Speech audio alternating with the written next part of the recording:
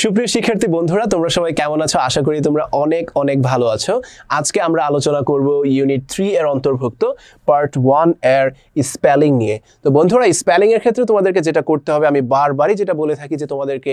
শব্দ করে শব্দগুলো উচ্চারণ করতে হবে, ওয়ার্ডগুলো জোরে জোরে উচ্চারণ করতে হবে এবং খাতায় লিখে ফেলতে হবে। বারবার লেখার মাধ্যমে তোমরা কারেক্ট ওয়ার্ডের স্পেলিংটি মনে রাখতে পারবে। অন্যথায় তোমরা ডাবল আর বা ডাবল ই বা ডাবল যে লেটারগুলো হয়ে থাকে সেইখানে কনফিউজড হয়ে যেতে পারো, অথবা ই এ অথবা আই, এই যে কনফিউশনগুলো আমাদের মাথায় থেকে থাকে যে আই লিখবো নাকি ই লিখবো নাকি এ লিখবো, এই ধরনের বিষয়গুলো আমাদের কনফিউজড করে ফেলে। সো এগুলো বারবার আমরা যদি খাতায় লিখি এবং শব্দ করে করে জোরে জোরে উচ্চারণ করি, তাহলে কিন্তু বন্ধুরা আমরা খুব সহজে সেগুলো মনে রাখতে পারি। তো আর কথা না বাড়িয়ে আজকের যে স্পেলিংগুলো তোমাদের জন্য আমি প্রস্তুত করেছি সেগুলোর আলোচনায় চলে যাচ্ছি। So our first spelling or first word is aggression. aggression মানে হলো aggression কে আমরা বুঝাচ্ছি। এইখানে double G and double S রয়েছে। aggression, এখানে কি তুমি আই লিখবে নাকি যে তুমি ই লিখবে, এই জায়গাটাতে তুমি কিন্তু কনফিউজড হয়ে যেতে পারো। আর ডাবল এস এবং ডাবল জি রয়েছে, সেই জিনিসটা তোমাদেরকে মনে রাখতে হবে। সো খাতায় লিখে ফেলতে হবে A double G R E, not I, aggre, double S I O N, aggression. aggression. Our next word is aggressive. অনেকটা একই ধরনের aggression and aggressive. aggressive অর্থ হলো আক্রমণাত্মক বা হামলাবাজ, যারা খুবই আক্রমণাত্মক থাকে অলওয়েজ। aggressive, তাদেরকে আমরা বলছি aggressive. সো aggressive এর ক্ষেত্রে double G and double S, আগের যে ওয়ার্ড সেটির মতোই double G and double S, একইভাবে এখানে রয়েছে ই, aggressive, aggressive, not R A, rather it's R E, A double G R E double S I V E, aggressive, aggressive. So our next word is allegiance. allegiance এর ক্ষেত্রে তুমি এখানে I লিখে ফেলতে পারো বন্ধুরা। দেন যে এটা তোমাকে মনে রাখতে হবে ডাবল এল রয়েছে, এ ডাবল এল ই, এল ই, এল ই, দেন জন্স তুমি আলাদা লিখে ফেলতে পারো।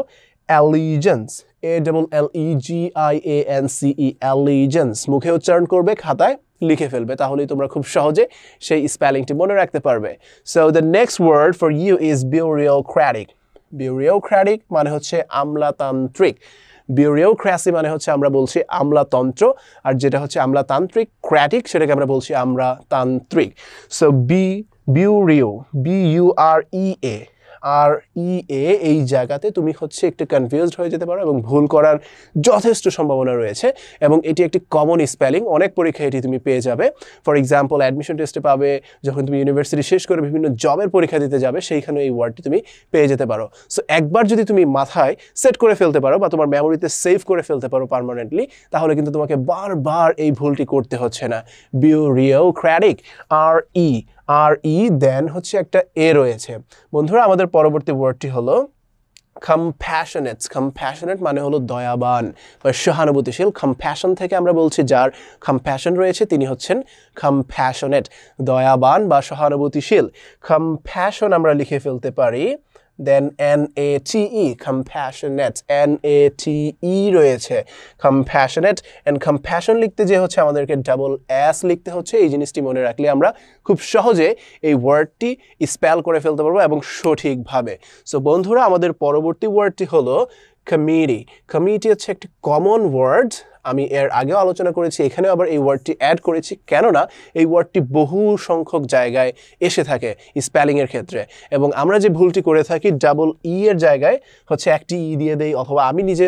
ডাবল টি অথবা একটি এম দিয়ে দিতাম। সো এইটি তোমাদের মনে রাখতে হবে, সিও, তারপরে ডাবল এম, তারপর এখানে কিন্তু ই নয়, রাদার ইটস আই, কমি, C-O double M-I, then T-double E. C-O double M-I, not E. Kami, M-I, then double T-double-E, double T-double-E. এভাবে মুখে বারবার জোরে জোরে বলবে, খাতায় লিখে ফেলবে। Committee, committee. So, our next word is conscientious. Conscientious মানে বিবেকবান। কনসিয়াস থেকে আমরা বলছি কনসিয়েন্সিয়াস, বিবেকবান বা ন্যায়বান। এবং তোমরা CON, খন, সি, SCIENTIOS, কনসিয়াস লিখলে যেটা হতো CONSCIENCE, কনসিয়াস, সায়েন্সের মতো খন, শ্বাস, সেখান থেকে তুমি লিখে দিতে পারতে conscientious তার মানে হচ্ছে বিবেকবান our next word is বন্ধুরা controversial একটা ওয়ার্ড শিখে ফেললে কিন্তু তোমাদের আশেপাশে যে ওয়ার্ডগুলো রয়েছে ফর এক্সাম্পল অ্যাডজেক্টিভ দেন হচ্ছে সেটা ভার্বে কি হচ্ছে নাউনে কি হচ্ছে সেই জিনিসগুলো তোমরা মনে রাখতে পারছো সো কন্ট্রোভার্সি থেকে হচ্ছে controversial contro VA না VE এই জায়গাটাতে তোমরা প্যাচ লাগাতে পারো দেন not C it's S controversial our next word is harassment মানে হচ্ছে আমরা যখন কেউ যখন কাউকে বিরক্ত করে বা হচ্ছে জ্বালাতন করে হয়রানি করে সেটাকে আমরা বলছি হ্যারাস থেকে হচ্ছে হ্যারাসমেন্ট এসেছে মেন্টে আমরা কোনো ভুল করব না এটা সবাই জানি খুব সহজ কিন্তু হ্যারাসের ক্ষেত্রে হচ্ছে আমাদেরকে মনে রাখতে হবে double S harassment our next word is hide so this is a very common word but the students they make mistake here high থেকে হচ্ছে height হয়েছে HIGH high তার মানে হচ্ছে উঁচু আর হাইট মানে হচ্ছে উচ্চতা সো HIGHT হওয়ার কথা ছিল কিন্তু একটু কনফিউজড করে দিয়েছে আমাদেরকে এই ইটি হাই থেকে যখন আমরা হাইট লিখছি তখন আমাদেরকে সুন্দর করে একটি ই যুক্ত করে দিতে হচ্ছে এবং এই ইটি আমাদেরকে কনফিউজড করে ফেলছে হাইট তুমি যখন বারবার হচ্ছে তোমার ফ্রেন্ডকে লিখছো যে তোর হাইট কত ওর হাইট কত তখন কিন্তু তুমি হাই থেকে HIGHT অনেকেই এটা লিখে ফেলছো কিন্তু এখানে একটি ই যুক্ত হবে যখন তুমি হাই থেকে হাইট লিখবে তখন একটি ই যুক্ত করে লিখতে হবে সো বন্ধুরা আমাদের পরবর্তী ওয়ার্ডটি হলো হায়ারার্কি বলতে মূলত হচ্ছে নিম্নতর স্তর থেকে উচ্চতর স্তরে ক্রমবিন্যাস করা বা সুন্দরভাবে সাজানো বা যে জিনিসটা হচ্ছে আমরা যে বলছি ক্রম অধিকার তন্ত্র সেটাকে আমরা বলছি হায়ারার্কি এখানে কিন্তু এ না বন্ধুরা এখানে হচ্ছে ই দেন CHY HIERARCHY hierarchy our next word is embarrass এর ক্ষেত্রে হচ্ছে double R and double S একটু আগে কিন্তু আমরা বলেছিলাম হ্যারাসের ক্ষেত্রে কিন্তু ডাবল আর নয় একটি আর আর এখানে দেখো এম্বারাসের ক্ষেত্রে হচ্ছে double R and double S embarrassment মানে হচ্ছে কাউকে লজ্জায় ফেলা বা অস্বস্তিতে ফেলা এম্বারাস থেকে তুমি এম্বারাসমেন্টও লিখে দিতে পারো অথবা যদি শুধু এম্বারাস আসে তাহলে তুমি সঠিক স্পেলিংটি খুঁজে বের করতে পারবে ডাবল এস এবং ডাবল আর ছাড়া বাকি সবগুলো একটা একটা করে সেই জিনিসটি তুমি মনে রাখলেই হ্যারাসমেন্ট বানানটি খুব সহজেই খুঁজে বের করতে পারবে কোনটি সঠিক so our next word is equip থেকে ইকুইপমেন্ট আমরা লিখছি ইকুইপমেন্ট মানে হলো উপকরণ কোনো একটা কাজ করার জন্য আমাদের যে উপকরণগুলো লাগে সেগুলোকে আমরা বলছি ইকুইপমেন্টস বা উপকরণ সো ইকুইপ লিখে তুমি দেন হচ্ছে MENT লিখে দিলেই খুব সহজে বানানটি তোমরা মনে রাখতে পারছো বন্ধুরা equipment so look at the next word which is accelerate মানে হচ্ছে প্রাণবন্ত করা উৎফুল্ল করা কোনো একটা কাজ করার ক্ষেত্রে আমরা অ্যাক্সিলারেট করে থাকি না দ্যাট ইজ কল্ড প্রাণবন্ত করা বা উৎফুল্ল করা EXHIXCLE কিন্তু লিখে ফেলতে পারো এখানে তুমি প্যাচ লাগিয়ে দিতে পারো সো এখানে LA rate accelerate XCLA not LE accelerate so the next word is lightning প্রথমে তুমি লাইট লিখে ফেলতে পারো দেন নিং লিখে দিলেই খুব সহজেই তুমি ওয়ার্ডটি সঠিকভাবে স্পেল করে ফেলছো তার মানে হচ্ছে প্রথমে তোমাকে লাইট লিখতে হবে দেন NING লাইটনিং তার অর্থ হলো বিদ্যুৎ বা হচ্ছে বজ্র অথবা আমরা যেটাকে বলে থাকি বিজলি সেটা হচ্ছে lightning so our next word is for you maintenance মানে হচ্ছে বন্ধুরা রক্ষণাবেক্ষণ তোমরা জানো সো এইখানে লক্ষ্য করো মেইনটেইন যদি আমরা লিখতে চাই MAINTAIN এই মেইনটেইনের সাথে কিন্তু এখানে একটু পার্থক্য রয়েছে মেইন এখানে টেইন না দিয়ে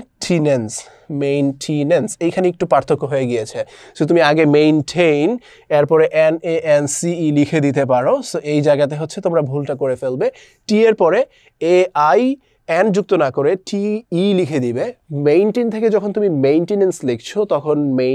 TAIN না লিখে TE লিখে দিচ্ছ খুব ভালোভাবে লক্ষ্য করো মনোযোগ সহকারে এখানে ই হচ্ছে and এখানে হচ্ছে TAIN মেইনটেইন থেকে হচ্ছে মেইনটেনেন্স রক্ষণাবেক্ষণ বন্ধুরা আমাদের পরবর্তী ওয়ার্ডটি হলো পারজিভিয়ারেন্স মানে হচ্ছে অধ্যবসায়কে আমরা বলছি পারজিভিয়ার RANC persevere থেকে perseverance Our next word is personnel মানে হচ্ছে বন্ধুরা কর্মচারী বা হচ্ছে কর্মীবৃন্দ কোন একটি সংগঠনের সেটাকে আমরা বলছি personnel ক্ষেত্রে হচ্ছে ডাবল N হয়ে যেতে পারে তুমি ভুলে A লিখে দিতে পারো so PERSO double N not A বারবার মুখে বলবে not A it's E personnel not A it's নিজেকে নিজে বলবে এবং বারবার লিখে ফেলবে তোমার যে জায়গাতে কনফিউশন হচ্ছে তোমার ফ্রেন্ডের হয়তো পি এর ক্ষেত্রে কনফিউশন হতে পারে সবার প্রবলেম সবার যে বোঝার capability this is not same so you have to understand your weakness then identifying that weakness you have to work on that তোমাকে তোমার উইকনেসটা খুঁজে বের করে সেইখানেই কাজ করতে হবে সো তুমি যখন ওয়ার্ডটি লিখছো নিজেকে নিজে কোয়েশ্চেন করো where is my problem Where am I getting stuck? কোথায় আমি আটকে যাচ্ছি কোথায় আমার কনফিউশন হচ্ছে খুঁজে বের করে সেটা জোরে জোরে পড়ো এবং লিখে ফেলো সো নেক্সট ওয়ার্ড ইজ